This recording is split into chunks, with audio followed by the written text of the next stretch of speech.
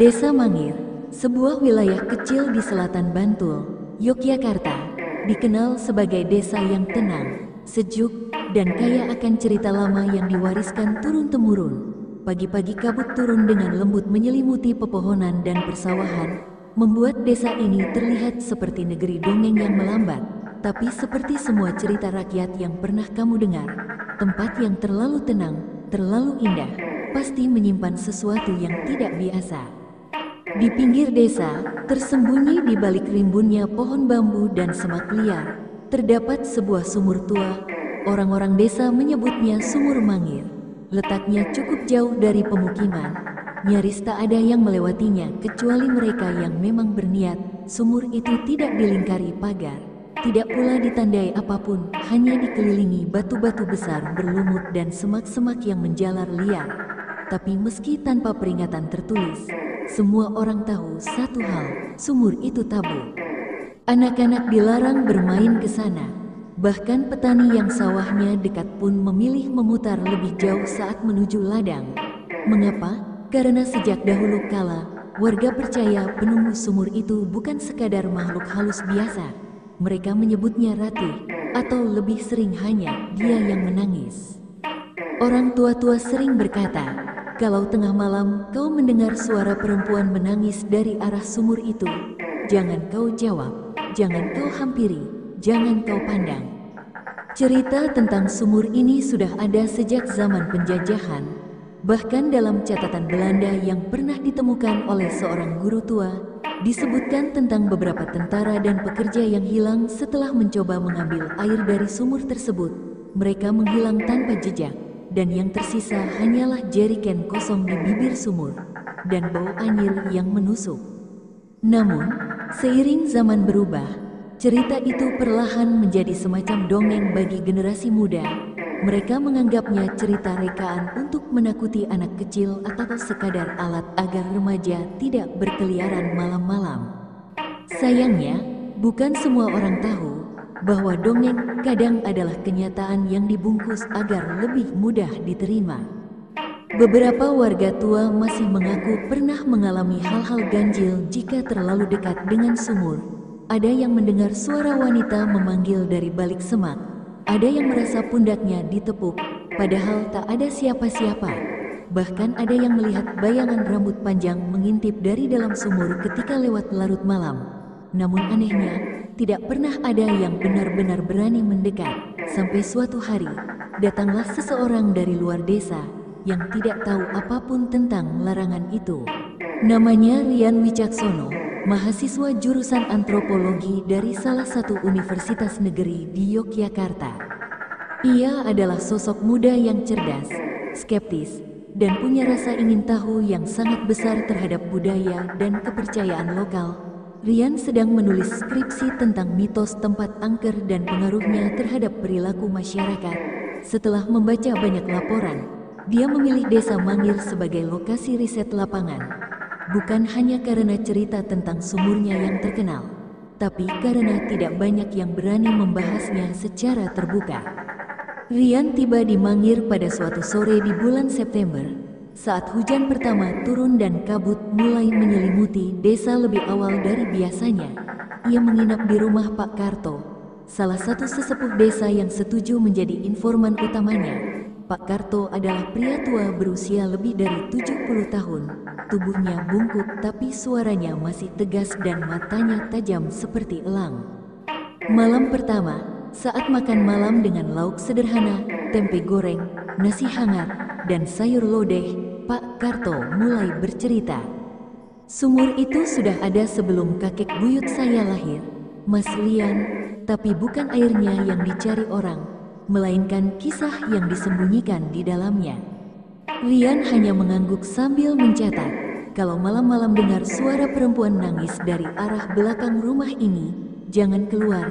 Ya, sambung Pak Karto, itu bukan suara manusia. Rian tertawa kecil. Tenang, Pak, saya sudah biasa dengar cerita begini. Tapi malam itu, tepat pukul 2 pagi, ketika hujan turun ringan dan kabut mulai menyusup ke sela-sela rumah kayu, Rian mendengar suara itu. Pelan, lirih, seperti suara seseorang yang sedang mencoba menahan tangis. Hu, hu, hu. Awalnya Rian mengira itu suara kucing, tapi lama-lama suaranya jelas seperti perempuan dan datang dari arah belakang rumah. Ia diam sebentar. Jantungnya berdetak pelan tapi cepat. Logikanya berkata itu hanya suara binatang. Mungkin tetangga sedang menonton film. Tapi rasa penasarannya jauh lebih kuat dari ketakutannya.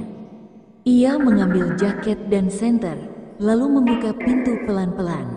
Angin dingin langsung menyapu wajahnya. Pepohonan bergoyang pelan, dan suara tangisan itu kini semakin jelas. Ia berjalan pelan menuju sumber suara. Langkahnya berhenti tepat di depan sumur tua, yang kini diselimuti bayangan pohon bambu. Dan dari dasar sumur itu, suara tangisan pelan bergema. Rian mendekat, menunduk, menatap dalam. "Halo," katanya pelan.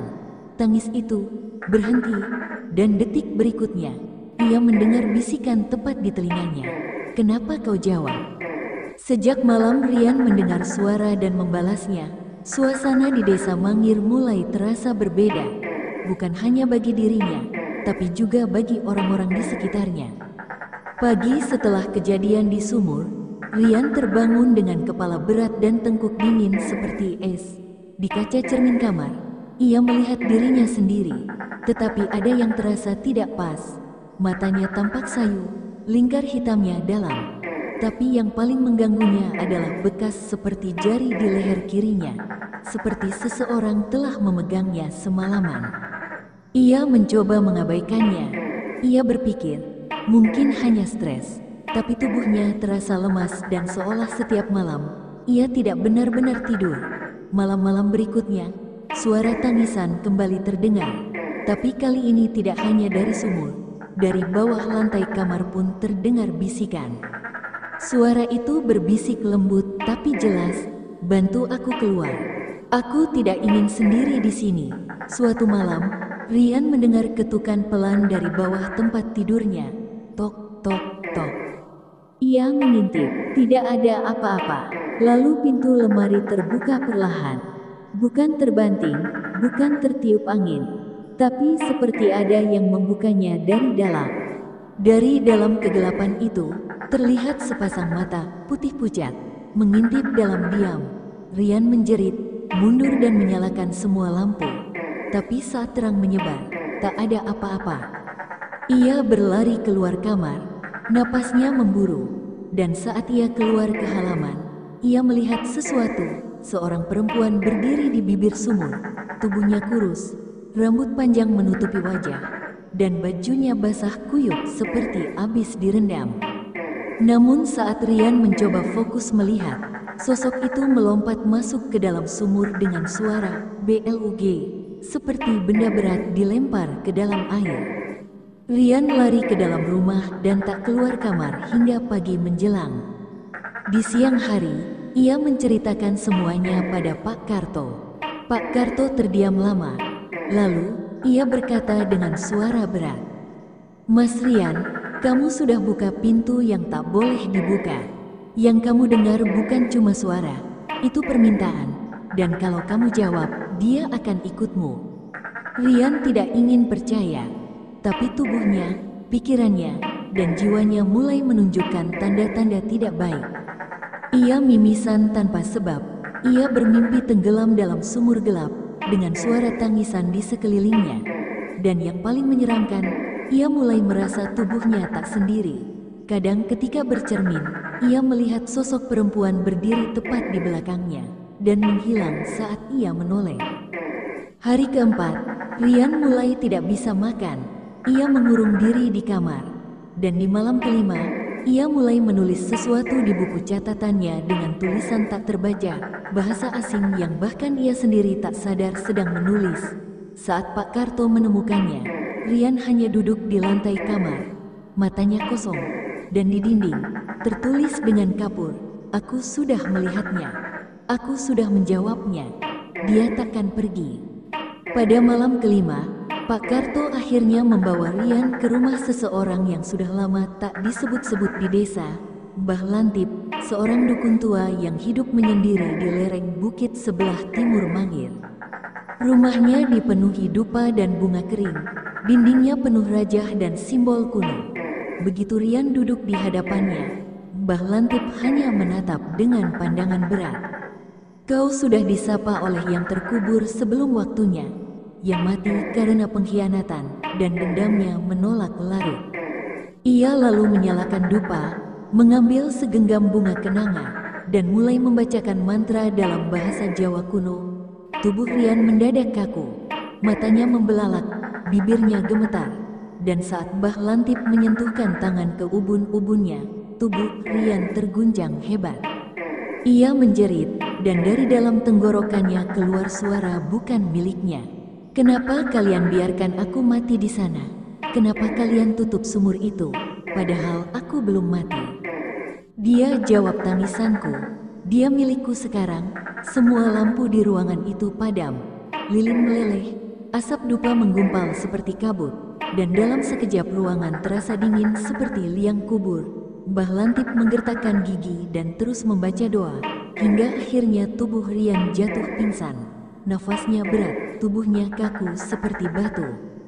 Setelah sesi itu, Rian sadar, tapi tidak sepenuhnya. Pandangannya kosong, ia bicara dengan suara pelan, seperti sedang berbisik pada seseorang di sampingnya. Ia berkata, dia ada di sini, duduk di sebelahku. Rambutnya masih basah. Mbah Lantip akhirnya berkata pada Pak Karto, sumur itu bukan sekadar tempat, itu adalah penjara. Tapi sejak dia, anak kota ini, menjawab, penjaranya terbuka. Dia belum sepenuhnya merasuk, tapi waktunya sebentar lagi. Rian harus segera dibawa keluar dari desa. Tapi malam itu, saat semua persiapan dilakukan, Rian menghilang. Pak Karto menemukan pintu belakang rumah terbuka, dan jejak kaki basah menuju ke arah barat, ke arah sumur. Pagi setelah Rian menghilang, warga desa Mangir berkumpul di rumah Pak Karto. Hujan semalam belum reda, dan kabut masih menggantung berat di sekitar rumah. Mereka semua tahu, arah jejak kaki itu menuju ke satu tempat, sumur Mangir. Tapi tidak ada satupun dari mereka yang berani mendekat. Pak Karto lalu meminta bantuan terakhir dari satu-satunya orang yang berani berhadapan dengan yang tak kasat mata, Mbah Lantip. Dengan tongkat kayu dan mata tajam yang masih menyala di usia senjanya, Mbah Lantip berdiri di depan sumur. Ia menatapnya dalam diam, lalu berkata pelan, sudah waktunya kalian tahu siapa yang kalian kubur di sini. Angin tiba-tiba berdesir kuat, daun-daun beterbangan, dan suara lirih tangisan terdengar lagi. Nama perempuan itu adalah Ratih. Mbah Lantip mulai bercerita.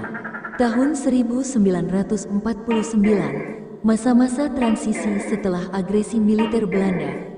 Desa ini hidup dalam ketakutan, ada kekacauan, dan banyak desa dijadikan tempat persembunyian para pejuang maupun tentara asing.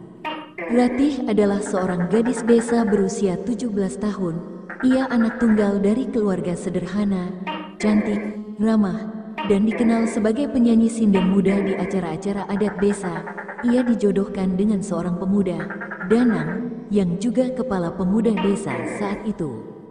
Suatu hari, datanglah seorang pria Belanda bernama Willem yang mengaku sebagai peneliti botani, tapi gerak-geriknya aneh. Ia menaruh perhatian berlebih pada Ratih.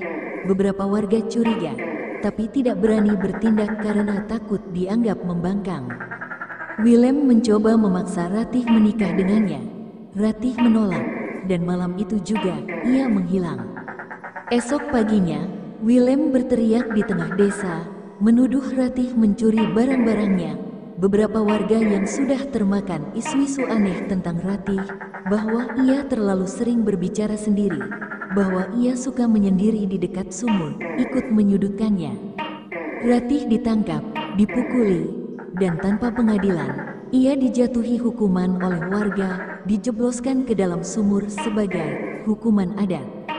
Mereka mengikat tangan dan kaki Ratih, dan saat ia dijatuhkan ke dalam sumur itu hidup-hidup, ia berteriak, "Aku tidak bersalah, aku dikorbankan, aku akan kembali."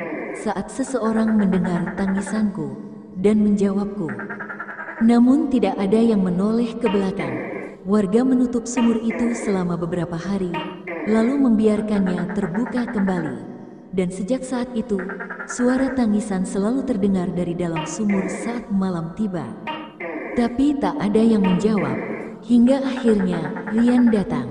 Dia adalah kunci anak itu, kata Mbah Lantip, anak dari dunia yang tak percaya lagi pada larangan dan adat. Dan karena dia menjawab tangis Ratih, gerbang yang terkunci selama puluhan tahun akhirnya terbuka. Pak Karto bertanya dengan suara gemetar, "Kalau begitu, apa masih bisa ditolong?" Mbah Lantip hanya diam. Ia menatap sumur dengan mata berkaca-kaca. Kalau dia sudah melihat wajahnya dan tidak gila, itu artinya dia telah digantikan. Pencarian Rian dilanjutkan sepanjang hari. Beberapa pemuda desa menyisir hutan, sawah, bahkan sungai kecil di sekitar Mangir. Tapi tak ada jejak, bahkan bekas jejak kaki basah yang semalam terlihat menuju sumur, kini menghilang begitu saja, seolah disapu oleh hujan semalaman. Malamnya, seluruh desa kembali gelisah. Pak Karto duduk sendirian di serambi rumah, memandangi sumur dari kejauhan. Hujan kembali turun, rintik-rintik, kabut tebal turun lebih awal dari biasanya, dan suasana seperti mati. Tidak ada suara jangkrik, tidak ada suara burung hantu, hanya diam. Tepat jam 2.17 dini hari, suara itu kembali terdengar. Hu, hu, hu, tapi bukan dari sumur, dari kamar Rian. Pak Karto gemetar, ia mengambil senter dan membuka pintu kamar pelan-pelan. Di dalamnya, kosong, tapi di atas meja, ada sesuatu yang tidak ada sebelumnya, buku catatan Rian. Halaman-halamannya penuh dengan tulisan tangan yang tak beraturan, goresan-goresan seperti dibuat oleh seseorang yang tidak sadar. Tapi di halaman terakhir, hanya ada satu kalimat, ditulis rapi, dengan tinta merah. "Aku sudah melihat wajahnya, tapi aku bukan dia." Lalu, keesokan harinya, keajaiban atau kutukan terjadi. Seorang anak kecil desa, Wahyu, umur 9 tahun, berlari ke tengah desa sambil berteriak, Mas Rian ada di sumur." Warga bergegas. Mereka mendekat, dan benar, di bibir sumur Mangir, seseorang duduk membelakangi mereka. Rambutnya acak-acakan, bajunya compang camping, tubuhnya basah kuyup. "Mas Rian," panggil Pak Karto. Sosok itu menoleh pelan. Ya, itu wajah Rian, tapi matanya, bukan matanya, pupilnya terlalu lebar, senyumnya aneh. Dan yang paling mengerikan adalah, dari dalam sumur, terlihat bayangan perempuan duduk di dasar air, menatap ke atas. Rian bangkit, tersenyum, dia bilang, "Aku boleh kembali, asal aku tukar tempat." Dan sejak hari itu, Rian kembali hidup di desa, tapi tak lagi sama. Ia jarang bicara, tidak pernah tidur malam, dan setiap malam jam 2, ia berdiri di bibir sumur, menangis. Beberapa tahun kemudian, desa Mangir kembali tenang, tapi sumur Mangir tetap tak terjamah. Kini, warga membuat pagar bambu dan menancapkan papan bertuliskan, "Dilarang mendekat, jangan menjawab suara tangis, jangan menoleh." Tapi kadang, anak-anak baru, pendatang, atau orang asing tak percaya pada papan peringatan. Dan setiap beberapa tahun, akan ada satu orang yang menjawab suara itu. Dan sumur akan mendapatkan satu penghuni baru.